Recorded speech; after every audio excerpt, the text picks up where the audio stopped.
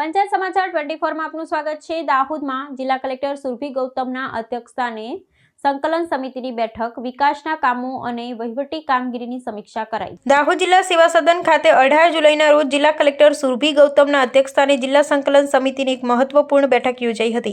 આ ઉચ્ચ સ્તરીય બેઠકમાં જિલ્લામાં ચાલી રહેલા વિકાસલક્ષી પ્રોજેક્ટ્સ, વહીવટી કામગીરીની પ્રગતિ અને લોક પ્રશ્નોના સત્વરે નિરાકરણ અંગે વિસ્તૃત સમીક્ષા કરવામાં આવી હતી।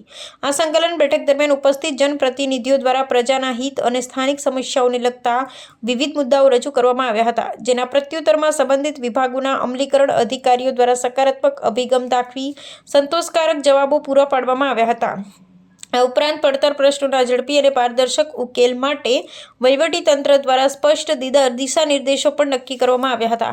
જિલ્લાના વહીવટી માળખાને વધુ સુદૃઢ કરવા અને વિકાસ કાર્યોને વેગ આપવાના હેતુથી યોજાયેલી આ બેઠકમાં સાંસદ જશવંતસિંહ ભાભોર, જિલ્લા પંચાયત પ્રમુખ ગમાબેન, ધારાસભ્યો સર્વ મહેન્દ્રભાઈ ભાભોર અને મહેશભાઈ ભુરિયા ખાસ ઉપસ્થિત રહ્યા હતા। તેમજ પ્રાયોજના વહીવટદાર પ્રતિક જૈન, જિલ્લા ગ્રામ વિકાસ એજન્સીના નિયામક પલ્લવીબેન બારૈયા અને નિવાસી અધિક કલેક્ટર જે.એમ. રાવલ સહિતના સંબંધિત અધિકારીઓએ હાજરી આપી હતી।